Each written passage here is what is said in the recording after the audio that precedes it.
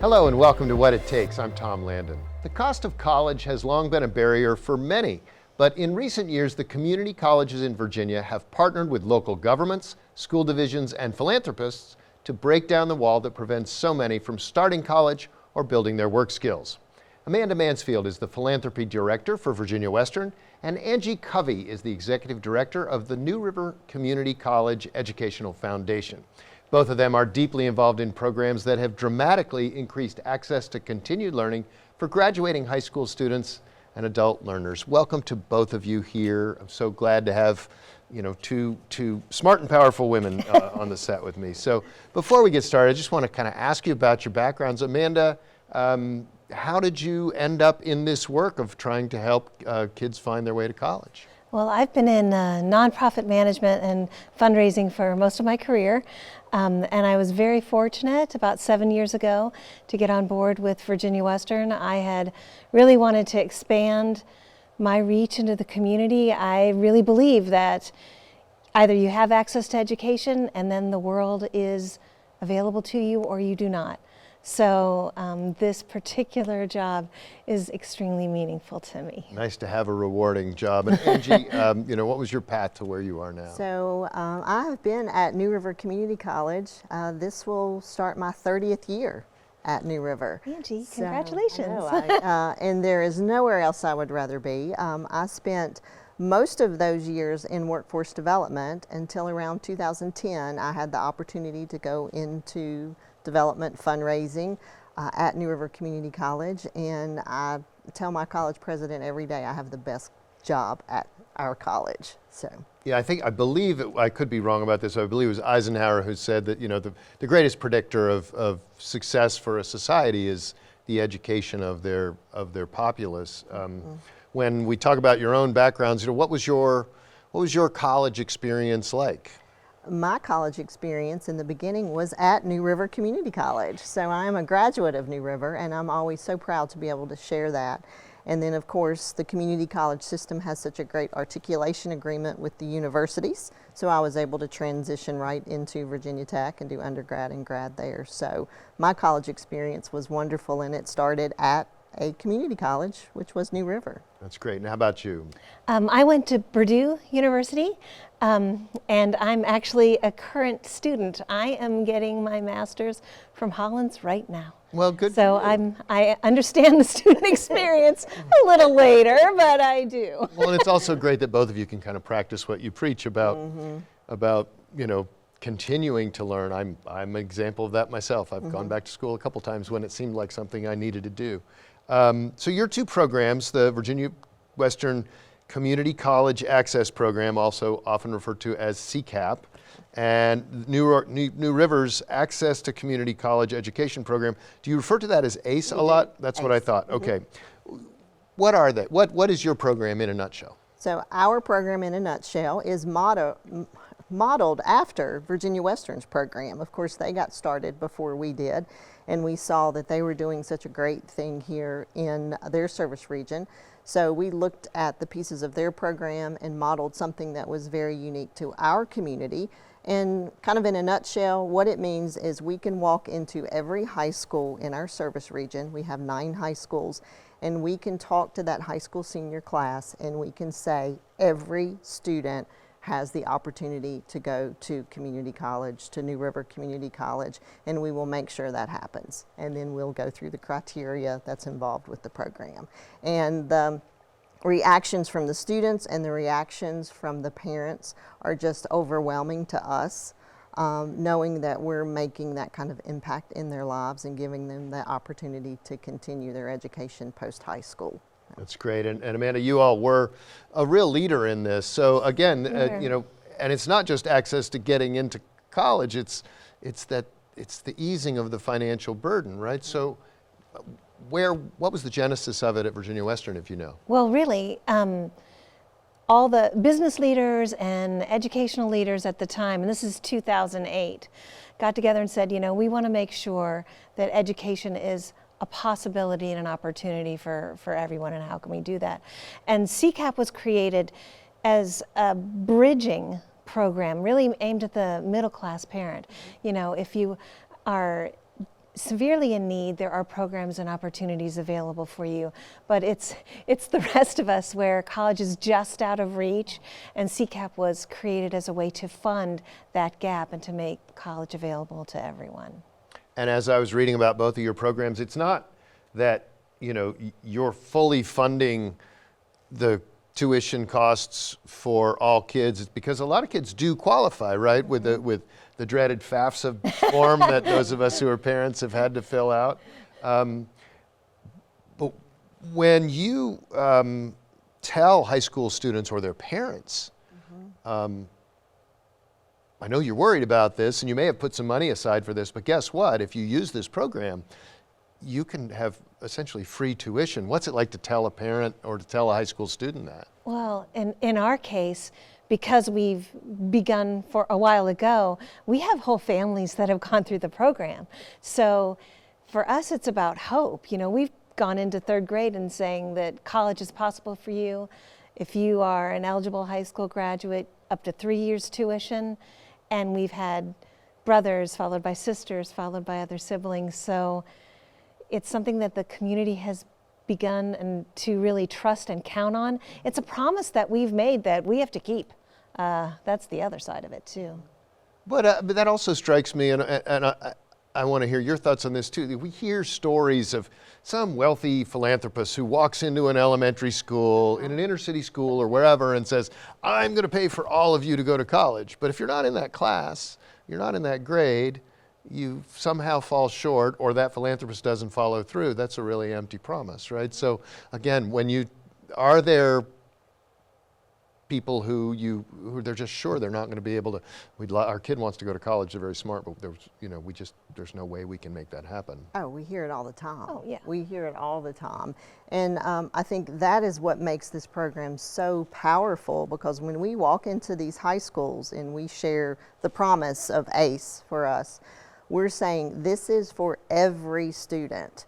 It is for, there's not an income cap on the program.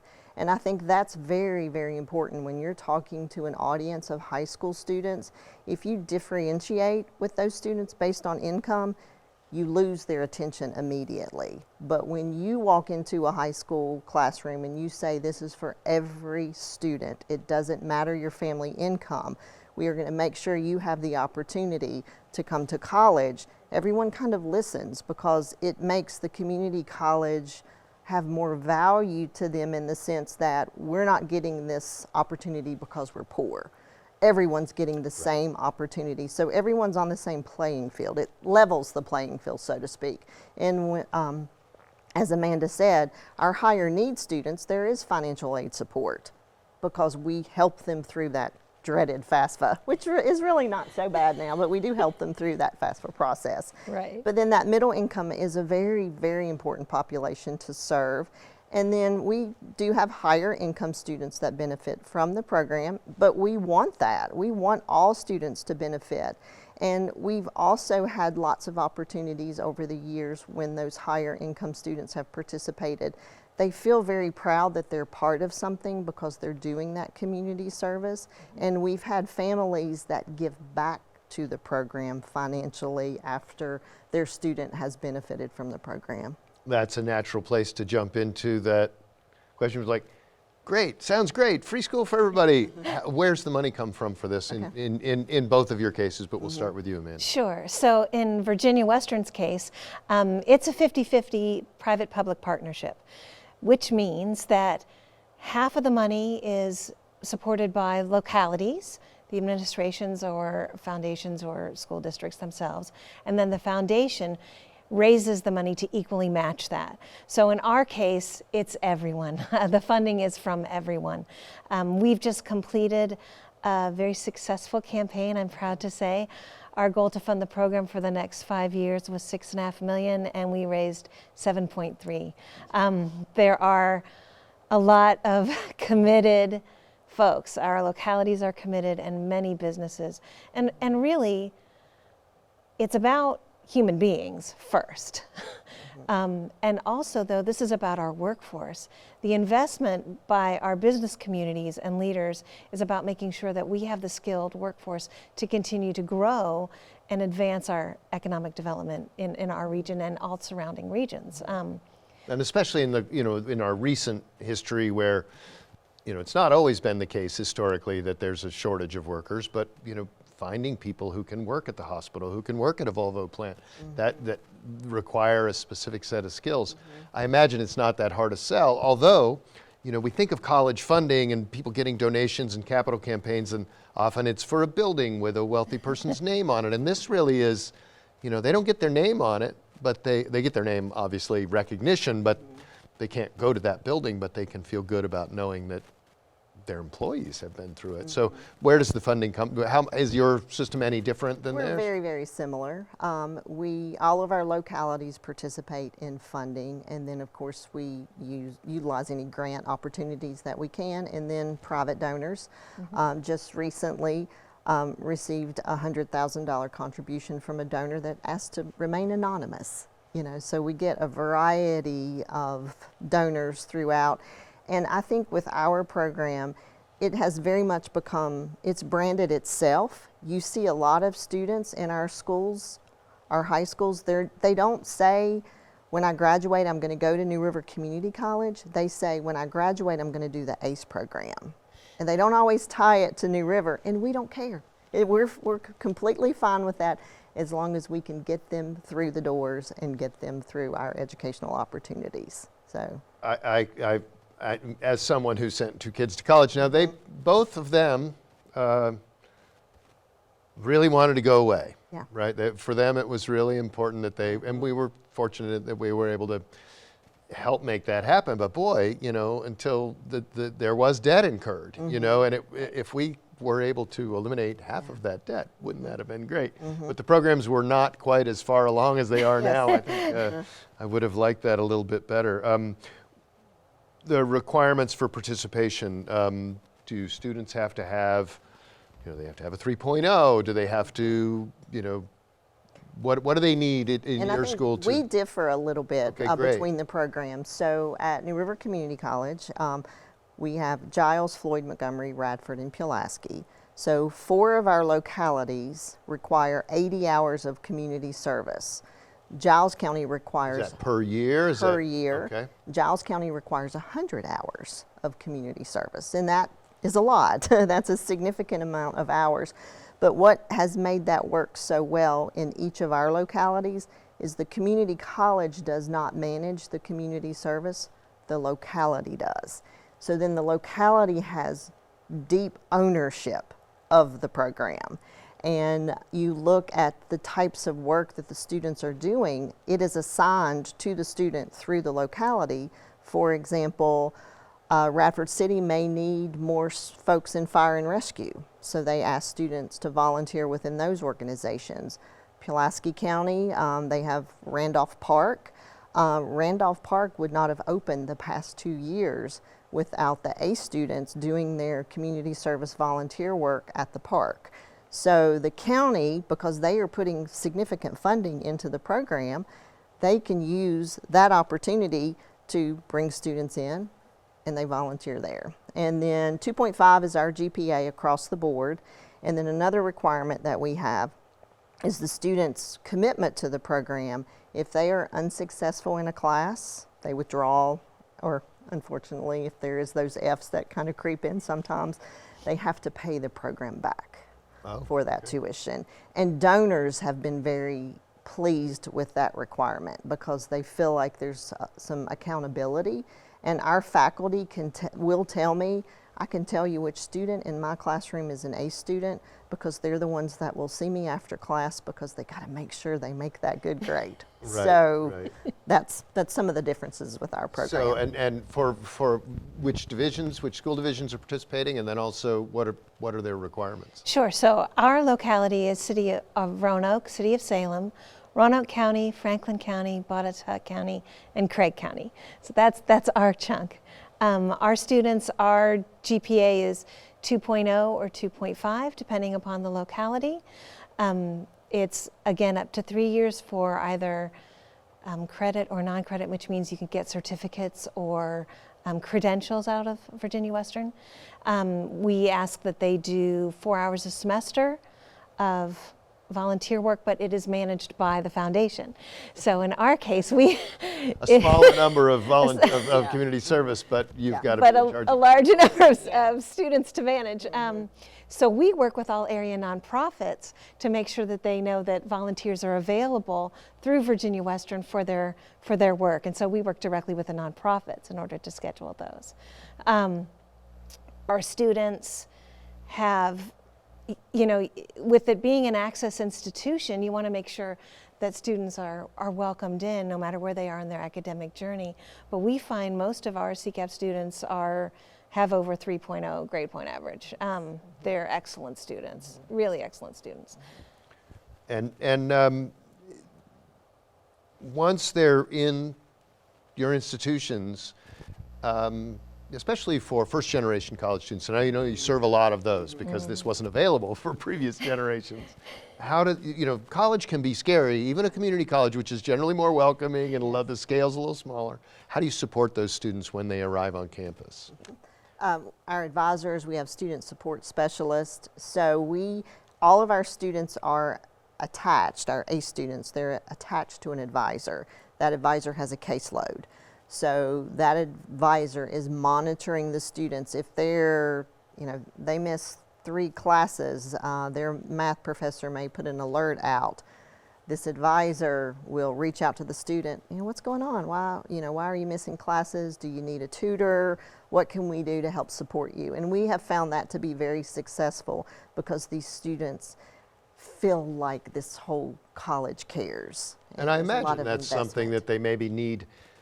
I mean, it's nice it's there all the time, but they might need it more at the start than later. How are you all supporting your Sure. So in addition to the advising that Angie's talking about, Virginia Western CCAP program has a success coach dedicated to Roanoke City CCAP students. And so he meets with those students one-on-one. Frank follows up, supplies them with anything they need, make sure they have the resources they need. This is true of all community colleges. We are wraparound service oriented. At Virginia Western, we have an intervention counselor, we have emergency funding for crisis situations, we have a food pantry. There are a lot of things we do to help our students, especially first generation TRIO programs is what they're called, but they're especially for first generation students. Because if no one's been there before you, and if you're the trailblazer, right? Right. We want to make the path easier. And your parents were alumni, and you went to a football game, and there's a lot of folks I know well who, when they arrived on a college campus, they hadn't even been able to tour because that wasn't something they had done. Right. So that is so important. What do you hear from employers about students who go through your programs? Do you have any contact with folks who said, this kid went through this and wow, what a great kid? Oh, we certainly do. We hear that from our donor participants in particular, because we follow up to find out how are our students doing. Have you hired our students? It's true at Virginia Western, about 85% of our students live, work, and play here. And that's true for community colleges in general. So it's an investment in a person and in a lifetime, and that's what we hear back. So and in your community as well, right? A great example, I think, with our community is the students who get hired as a result of their community service work. The localities find these are some pretty great young people. We need to snatch them up and give them job opportunities. So we see a lot of that happening within our community service component. Can a small percentage of people in both of your catchment areas, or whatever you call it, are homeschoolers? Is your program available to homeschool? How do you figure out whether or not they've done what they need to do to qualify in terms of GPA? They'll go through the same application process, and then there is a GPA qualification through homeschooling. and we'll bring those students in that, they'll do the FAFSA, they still do the community service. So we just do outreach to our homeschool populations. But we do get a lot of phone calls, because one thing that we also do at our 9 high schools is we have what's called a career coach at each of our high schools. I think Virginia Western has similar people in those roles too. So for example, that career coach, when they go to work every day, they're employed by us, they're our New River Community College employee. When they go to work, they go to our high school, and their office is in our local high school. So they're helping those students through. So there's such great support systems for those. So the homeschool population, we've got to reach out to them a little differently and make sure that they're seeing it through our social media and our ads and our community announcements. Right. Similarly, our recruitment and enrollment teams visit all of our high schools. Frank, of course, is resident in several more. And then we also have homeschool eligibility in several of our localities. And we have one of the things that occurred during the pandemic, we spent so much time trying to see how we could digitally connect.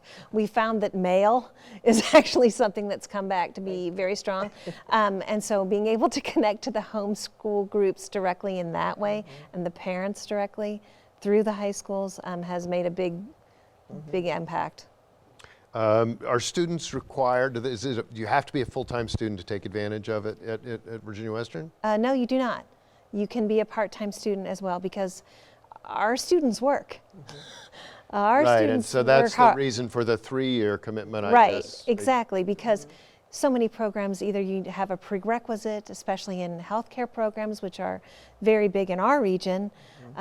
You need to be able to give a working student who's working potentially 2 jobs outside of going to school enough time to be able to finish. We're not going to leave anybody hanging shy of graduation. And how about? And we do require the students to be full-time, because we see a little bit higher success rate. What do you see as full-time? They need to be enrolled in 12 credits. 12 credits, okay. So that's the same as you would have at any 4-year school. I know there's a lot of connection between the community colleges and universities, that next step for some kids. Yes. The 2+2 program, where kids can go to community college and then go on.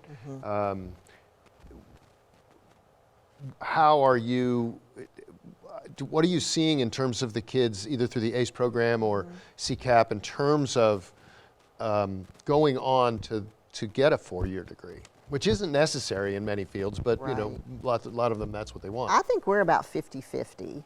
About half of the students are doing the occupational the welding and the machining and the instrumentation and the automotive and the nursing. And then about the other half are doing the general education with plans to transfer to a 4-year university.